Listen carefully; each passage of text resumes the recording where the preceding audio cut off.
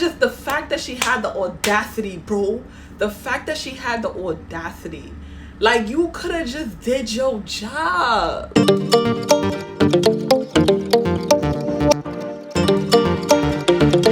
Hey girl, welcome back to my channel. If you're new, hi, my name is Joy. I create lifestyle content focused on becoming a better version of yourself while having fun along the way. And today we're doing our January wrap up. Technically January, February. So this month I finished 2 books and I'm actually going to review 3 because I did not get to review Perfect Fine. And girl, the way I ate that book up and went back for seconds, I have to talk about it. So I'm going to share with you my thoughts. This is a spoiler review, so if you don't want to know, go read the book and then come back so you could chat. So the books I completed were Before I Let Go by Kennedy Ryan and Verity by Collen Hoover. We gonna get into it. And I'm going to be talking about The Perfect Find by my girl Tia Williams. Like, ew. So the first book we finna dive into is Before I Let Go by Kennedy Ryan. First of all, I love that this book really just felt like real life. Like, I felt like I was reading about actual individuals, like from the character development to the personalities, even to the little daughter. She was finna get beat by me, and I don't even beat children, but I just, every time she will open her mouth, she will fix her lip, fix her mouth to sit there and say something to her mother. I was like, ooh, little girl, if you was not going through it. And the dad would just be like, oh, she's just going through a lot. Nah, you going through a lot, but we're gonna check your mouth, okay? There's still respect. Like, you don't know what your mother went through, okay? But yeah, so this book is basically, if you did not read it, it's about a divorced couple and if there is love after divorce and separation. I love that the author gave it 2 point of views, 2 perspectives. So you had written chapters that were from main character point of view, so the ex-wife Yasmin and then ex-husband Josiah. I love that Kennedy Ryan wrote it in both of their perspectives because it made you really realize like how you can perceive the same situation differently. Like, you're seeing one thing but the other person is seeing another thing. I really love that. I found myself wanting to get to know Josiah so much more because every time she would write his chapters, it just felt like there was more he needed to say. So that's why I love when he started going to therapy and he was really getting into them past traumas and situations and events that happened. I was like, yes, this is the Josiah I want to get to know. This is the Josiah that we all want to just be like, because he loved Yasmin hands down. Like, he saw nobody. Listen, Josiah finna be my boyfriend, okay? Because the way he loved Yasmin. So basically in the beginning they fell madly in love, and what ended up happening was that they got a divorce because they lost a child. And for Yasmin, it was hard. Like, it was brutal. Like, she did not know who she was. And it was to the point where, because they have 2 different personalities, and you know, when you have a couple that seems to be perfect, like, you never really know what happens. I always tell people, when real trials happen in your life, that's when you and your partner get tested the most. So in this book, you saw them really get tested. You had Yasmin, who was feeling all her feelings, and Josiah, who felt like he needed to be a rock and keep things together, did not show emotion whatsoever. And ultimately it made them separate because Yasmin thought, you know, he didn't care about the child that they lost, and he was just more so trying to keep a roof off of that. Like, it was just a hot mess, and it was so sad. It broke my heart because I was just like, oh my God, like, y'all love each other down, but y'all can't get through this hurdle. And honestly, when you begin to read the book, you realize she needed that separation in order to find herself again because she was in a hole. And I think people don't realize depression is deep, especially postpartum depression. When you are normally a happy person and you lose something so pure, because the thing is, the way to describe the death, it was basically a stillbirth. So the child was in her, but the child was already dead. So she had to also give birth. And no one knows that feeling but someone who went through it, but a woman that went through it. So to go through that and not be able to verbalize how you feel, it can take a toll on one's mentality. Of course, they're black, so you already know the stigma of going to therapists, seeking help is not big in the Black community. So we get that aspect of it. And I was just like, wow, this is like real life situation. And I loved her girlfriends, because her girlfriends, they were so supportive. Like, they was for whatever the ish may be. Like, and I feel like that really is what helped her to really grow and find herself again, just having that support, and even being able to be on her own without Josiah. I feel like that really helped her, because she needed to figure out who she was without him. And a lot of times people think when you break up in a relationship, like, it's always a bad reason. Sometimes it's just you choose you, because you need to figure out who you are before you get that person. And this is a woman that lost a lot, back-to-back losses. It was just a lot, you know. So I felt for them. Josiah was well written. That man was scrumptious, okay? He was falling head over heels for Yasmin. Even when he tried to date somebody else, it was just like, bro, he can't get over Yasmin. Like, this girl will be walking in with some outfit and he just be like drooling. I'm like, yo, let my next man be like that, bro. Like, come on, love me down. Kennedy Ryan, you made me want this man, because he always wanted Yasmin. It did not matter that they were separated or not. This man was literally trying to move forward just to not be obsessed with her, but he couldn't. They hired a chef. He started dating the chef, and they had random Thanksgiving, which I was like, Yasmin, why you inviting her to Thanksgiving? No, even her mother was like, why would you do that? Listen, your mama Yasmin's mother, she was OD rude. She was like, Josiah, I understand you got a girl, but it ain't over. It ain't over. She was not playing games. It's a beautiful story how they end up, and just the content that they both had. Like, it was so beautiful. I'm not gonna give you the ending. This is a spoiler review, but I ain't gonna give you the ending if you want to read. So next up, we're gonna talk about Verity. Basically, this title is one of the characters' name. And I'm not gonna lie, this book was very much dull. It was like dull, but so basically the way Collen Hoover wrote this, and I didn't even know because I did not read the reviews. So this book is basically about amateur writer. She is hired to write for a supreme writer, a top writer, who had a car accident and no longer can write, but no one knows, because, you know, they're not going to publicize that, because she has a series and they want her to finish the series. So she is offered to go to the people's house and basically read all of her work and then write the last 3 books in the series. Her husband's taking care of her with his son, his youngest son, and she stays there. Now, the thing about it is, when you first read this book, there's a trauma that happens in the very beginning, but then it's not explored, and I really hate that. Like, I feel like this writing was so weird, because it was like something bad would happen, but then it would not be explained. Like, in the very beginning, I'm just gonna say, in the very beginning, the character, I don't even remember her name. That's how much I knew I did not like this book. I really honestly did not like this book because of the writing style, because of the just lack of depth in characters. Like, these 2 women, so it was, I think, Lauren, and that's her pen name in the book, but I think it's Lonnie and Verity. They both ended up falling in love with the character, what's his name?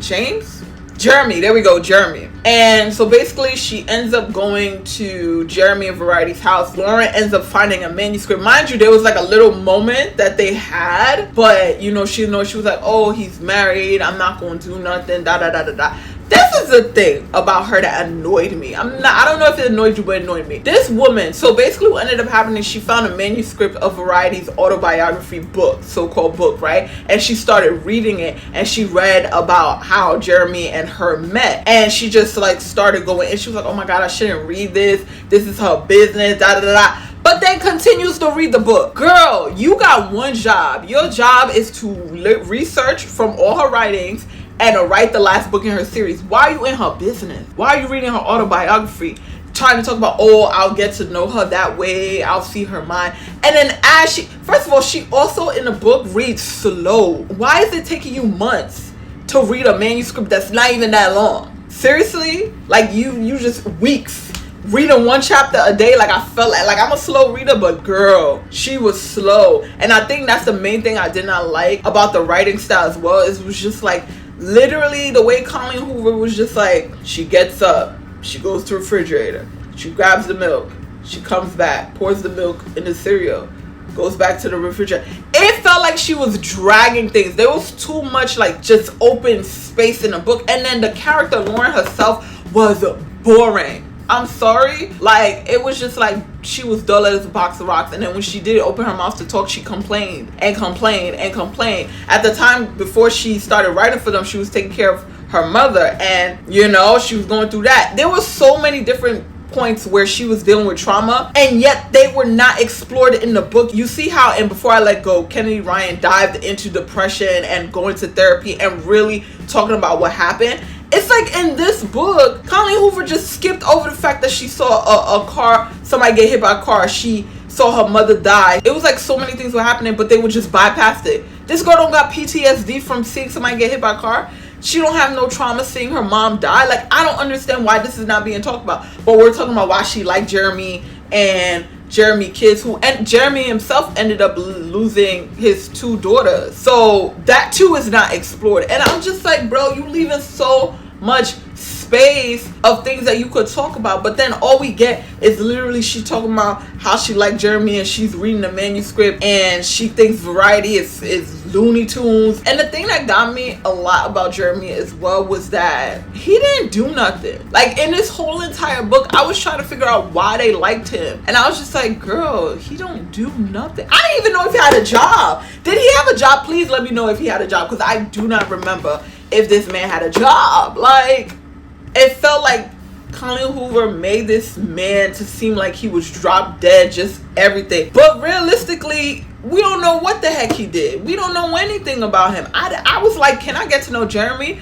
But instead, I got all these random sex scenes in here with Jeremy and Lauren and Jeremy and Verity. And I'm just like, I don't need all of this. Like, all of that could have been taken out for us to understand Jeremy, his point of view, perspective of Lauren. Like, actually get into these characters and their trauma and everything else that they're going through. Honestly, I felt like Lauren was a waste of a character because she was literally just a homewrecker. And then when she finds out the truth, instead of her telling, she really throws it in the toilet and flushes it. I was just like, really? Like, honestly, I felt like the ending was just weak sauce. Like, you literally ran through this whole book and gave us a play-by-play ending that honestly felt like you forgot. It felt like you rushed it. It felt like you forgot and you spoon-fed us what really happened. And I was just like, bro, this was such a waste of time. They don't even dive deep into like the meat of everything that is happening and why. Like, I felt like if you would have explored those things out, it would have made such a better book. Instead of having these random sex scenes and having these random extra unnecessary details and literally just making the characters dry. Honestly, Verity was the only one who was worth even hearing about, and she's the one who's comatose or something. Like, really? I was like, wow. And apparently there's supposed to be like an extra chapter which makes people question Jeremy and what he's really about, which honestly I always thought he was a serial killer. I was just waiting for it to pop out. So that would have made the book better if he was a serial killer, because he ain't had no job. Like, I'm still on the fact he ain't had no job. So at first I gave this a 3.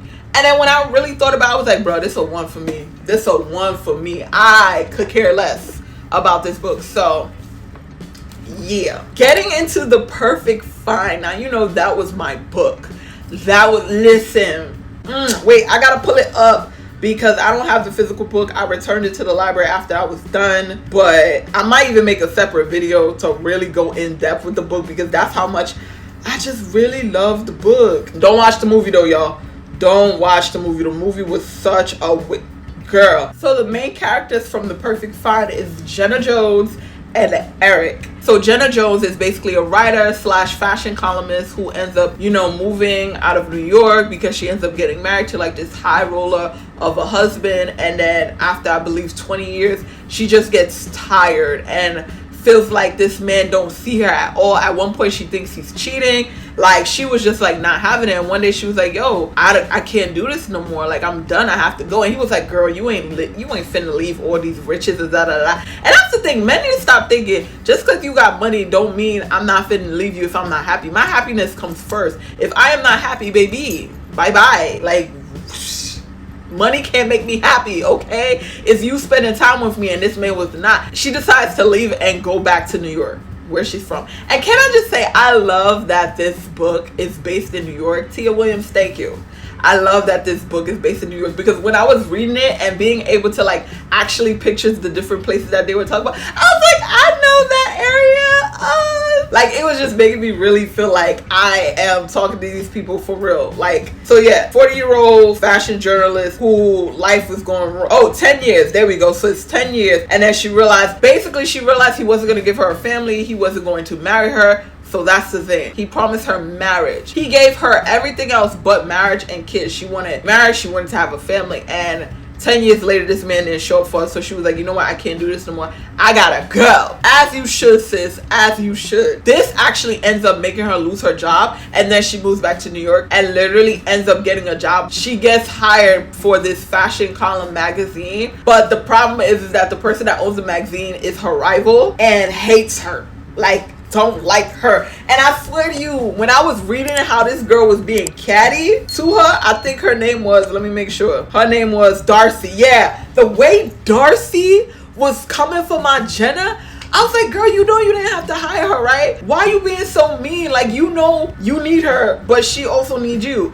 You won't hire her, but then treat her like crap. Like, it was hilarious. I was just like, girl, don't come for my girl, bruh. So after Darcy hires Jenna like links up with her friends and they go to like this party or whatever like that. And she meets this dude named Eric. And Eric just like, and she was drunk. Jenna was so drunk. Oh my God. Jenna was drunk. And I was just like, Jenna, what you doing? Why you drunk? And she just like went to him, started talking. First of all, her friend tried to hook her up with some old cat that had the nerve to say he don't normally go for black women, but he was black. I was like, y'all just wrote in the wrong character. Don't have me read about some man who got the nerve to fix his mouth to say he don't like black women, but he black. So already she was like, I can't do this. And so she started taking them back and was just drunk. So Eric ended up seeing her and started talking to her, whatever like that. So then they moved from the bar to the couch and started talking. And this girl's drunk, stupid, they just start kissing. And she's like, this is my boyfriend. And her friend was like, okay, it's time for you to go home. And Eric's over here, wait, can I get her number at least? Like, Eric was like, nah, I like the vibe. She was like, no, listen, this was one night. My friend need to go home. Thank you for giving her a good time, but we gotta go. So that's it. We think we're not gonna see this man again. Tell me why Darcy comes in and is like, hey, hon, so I want you to be a part of this new TV series. I want you to take hold of it, and this is going to be your videographer. And the videographer is Eric with his fine self. Like, what? Girl, I was like, oh, it's finna be on. It's finna be on. And the amount of just love and the amount of craziness that happens when these two get together. Listen, Eric was letting, Jenna get her groove back, because for real, baby, they were stuck on each other like glue. But it was more so like going through that relationship and seeing how real Jenna was with herself. I love that. Like, she picked her. And I think a lot of times in books, they like to just wrap up and give a happy ending, but not be realistic. And Tia Williams did that thing. She made it so realistic. Jenna chose herself, bro. She chose her happiness and what she wanted to do. And I just love that for women, especially black women, because for too long, we be sitting up here, all women in general, for too long, will sit there and settle or pick a man over themselves and not really stick to what's going to make them happy, the thing that they want, that they are not willing to give up. And that, my friends, was Chef's Kiss perfect writing. I feel like Eric was so well written, because one of the biggest dilemmas in their relationship was the fact that Eric was younger than Jenna. She had a little young tenderoni. So that was like the biggest difference. And on top of that, Mr. Eric was Darcy's son. When I read that, oh my God, I was like, oh no. Jenna, don't touch him. Leave him alone. Stay away. Don't do it, girl. Don't do it. Don't do it, girl. Don't do it. I was like, oh. And the way Tia wrote him, that man was fine. Like, Dark chocolate. How? And a little quirky. I love quirky. Like, if you watch Criminal Minds, I had the biggest crush on Reed. Like, biggest crush on Reed. Mind you, everybody loves Shamar Moore. That's cute. Muscles, da da. But I love me some Reed, bro. Just talk to me all day. Tell me what you know. Like, he was so adorable. So I pictured Eric to be kind of like that, but a little bit more muscular, because, you know, he had them abs or whatever. But girl, the way Darcy just was disrespectful to the point, it was like, bro, that's your son. You ain't got no shame. I was just like, wow, bro. Like, girl, it's a must read. It is a must read, and I gave it a 5-star because I'm reading that baby in the summer. I'm reading it again in the summer because it just gave me all the feels. Like, I legit read the last 4 chapters twice, bro. Twice. I just did not want it to end. I needed to know more. I needed to know what happened. I was just like, oh my God. Like, it just really made me. That was the book that really got me in my feelings, my bags. Like, it just did something for me, bro. Like, Jenna coming into her own. Eric, in a way, coming to his own. Darcy realizing she can't, you know, do whatever. It was just, wow. You know, it was just a great book. The characters were well written. Even some of the spicier scenes, girl, I was like, oh, Jesus, forgive me. So that wraps up my January/February reads review. Let me know which book was your favorite. If you read any of the books or all of the books, let me know your thoughts in the comments below. You already know, if you like this video, be sure to hit that like button. If you want to see more videos like this, be sure to subscribe. Thank you so much for watching, and I'll see you in my next video. Bye.